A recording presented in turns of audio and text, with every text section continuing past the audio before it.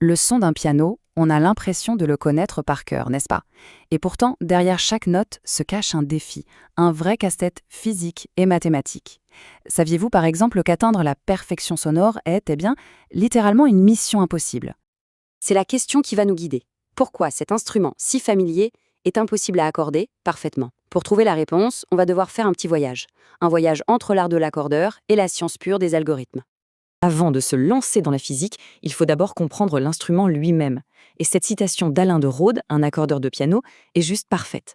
Elle nous rappelle qu'un piano, ce n'est pas un objet inerte. Non, c'est presque un organisme vivant, un instrument complexe qui respire et qui évolue. Alors, concrètement, que fait ce médecin du piano?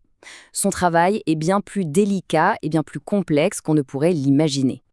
Accorder un piano, c'est un véritable exercice d'équilibriste. Il ne s'agit pas juste d'ajuster chaque corde l'une après l'autre. Non, il faut trouver le compromis parfait pour que près de 230 cordes vibrent en harmonie les unes avec les autres pour faire chanter l'instrument tout entier. Et pour que cet équilibre, qui est très précaire, puisse tenir, l'environnement est absolument crucial. Parce que la structure en bois du piano, elle vit et travaille, comme disent les experts. Elle se dilate avec l'humidité, elle se contracte avec la sécheresse, et ça modifie sans arrêt la tension des cordes. Un accordage régulier est donc indispensable. Ok, maintenant qu'on a vu l'instrument dans son ensemble, on va faire un zoom. On va se concentrer sur la physique d'une seule et unique note. C'est vraiment là que le défi scientifique commence. Pour un accordeur, c'est l'oreille qui est le juge de paix. C'est une question d'harmonie, de sensation. Mais pour une machine, un ordinateur, tout ça, c'est une question de chiffres, des fréquences qu'il faut mesurer avec une précision absolue. Et c'est là que le puzzle commence à se compliquer. Alors, imaginez une corde de guitare idéale, parfaite. Quand elle vibre, elle produit une note de base, ce qu'on appelle la fondamentale, et puis des harmoniques qui sont des multiples parfaits. 2 fois la fréquence, 3 fois, 4 fois, etc. Ça, c'est la belle théorie, ce qu'on voit à gauche. Sauf qu'une corde de piano, c'est très différent. Elle est épaisse, elle est rigide, elle est sous une tension énorme. Et à cause de ça, ces harmoniques ne sont pas parfaites. Elles sont un peu plus aiguës que prévu, comme si elles étaient étirées. C'est cette réalité bien plus complexe qu'on voit à droite. Ce petit défaut, cette imperfection, elle a un nom, l'inharmonicité. Et c'est vraiment le cœur du problème. À cause de ça, un accord qui serait mathématiquement parfait sonnerait en fait faux à nos oreilles. C'est fou, non? Si on accorde les octaves parfaitement, les quintes vont sonner bizarre. Si on ajuste les quintes, les octaves ne seront plus justes. Tout l'art de l'accordeur, c'est de trouver le meilleur compromis, d'étirer un petit peu l'accord pour tromper notre oreille et rendre le tout harmonieux. C'est précisément cette imperfection fondamentale qui rend la tâche si incroyablement difficile pour un ordinateur. Comment est-ce qu'on peut développer un algorithme qui puisse entendre et surtout comprendre une note aussi complexe? Voilà à quoi ressemble la musique pour une machine. Ce n'est pas une mélodie, pas une émotion. C'est un signal brut, une onde complexe. Et la toute première étape pour la machine, c'est d'identifier la fréquence fondamentale dans ce signal. Autrement dit, de trouver de quelle note il s'agit. Bon, comment une machine peut-elle trouver la bonne note dans ce chaos apparent? Une des premières méthodes utilisées s'appelle l'autocorrélation. Et l'idée derrière est en fait assez simple et même plutôt élégante. L'idée est la suivante.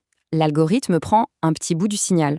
Ensuite, il en fait une copie qu'il fait glisser le long de l'original petit à petit. Il cherche le moment exact où la copie et l'original se superposent le mieux. Ce décalage, ce lag, ça correspond à la durée d'une vibration complète, la période de la note. Et à partir de là, il peut calculer la fréquence. Simple, en théorie. Sauf que, voilà le piège. Comme on le voit sur ce graphique, le signal se ressemble à plusieurs moments. L'algorithme détecte donc plusieurs pics de similarité. Lequel est le bon? Il peut très facilement se tromper et choisir un pic qui correspond en fait au double de la période. Et le résultat, c'est que l'ordinateur pense entendre une note une octave plus bas. C'est ce qu'on appelle une erreur d'octave, et c'est un problème très classique dans ce domaine. Pour réussir à surmonter cet obstacle, des chercheurs ont dû inventer une méthode plus robuste, plus fine, et c'est comme ça qu'est né l'algorithme Yin. L'algorithme Yin, il repart de la même idée que l'autocorrélation, mais il la rend beaucoup plus intelligente. En fait, au lieu de chercher les moments où le signal se ressemble le plus, donc de chercher des pics, il va faire tout le contraire. Il va chercher les endroits où le signal est le plus différent. Il va chercher des creux. Et regardez la différence. C'est flagrant. À gauche, on a la méthode classique avec tous ces pics qui sèment le doute. Et à droite, l'approche de Yin. Il calcule ce qu'on appelle une fonction de différence, et ensuite il la normalise de façon très astucieuse. Le résultat est limpide. La bonne période n'est plus un pic parmi d'autres, mais le tout premier creux, bien net, bien marqué. L'ambiguïté a complètement disparu. Et les chiffres, eux, ils confirment cette avancée de manière spectaculaire. Quand on le teste sur des bases de données très complexes, l'algorithme IAN affiche un taux d'erreur de seulement 1%. C'est 3 à 5 fois moins que toutes les autres méthodes. C'est une vraie percée majeure. On pourrait se dire que tout ça, ça ne sert qu'à accorder des pianos. Mais en réalité, les applications d'une détection de hauteur aussi précise, elles sont immenses. Elles touchent à plein d'aspects de notre vie de tous les jours. Cette précision, elle est essentielle dans plein de domaines. Ça va de la reconnaissance vocale, qui doit analyser l'intonation de notre voix, à la transcription automatique de musique. Ça permet même d'indexer des millions de fichiers audio pour y faire des recherches ou, tout simplement, de mieux comprendre comment notre propre cerveau perçoit les sons. Ce qu'il faut retenir, c'est que le défi posé par l'inharmonicité d'une simple corde de piano nous a poussé à développer des outils qui, aujourd'hui, nous permettent de décoder la structure fondamentale de n'importe quel son, que ce soit la voix humaine ou le chant d'un oiseau. Finalement, cette quête de la note parfaite, ça nous montre que même les choses qu'on croit les plus simples cachent en réalité une complexité incroyable. Alors la prochaine fois qu'on écoutera de la musique, ou même qu'on entendra un son dans la rue, on pourra se poser la question: quels autres secrets peuvent bien se cacher dans les sons qui nous entourent ?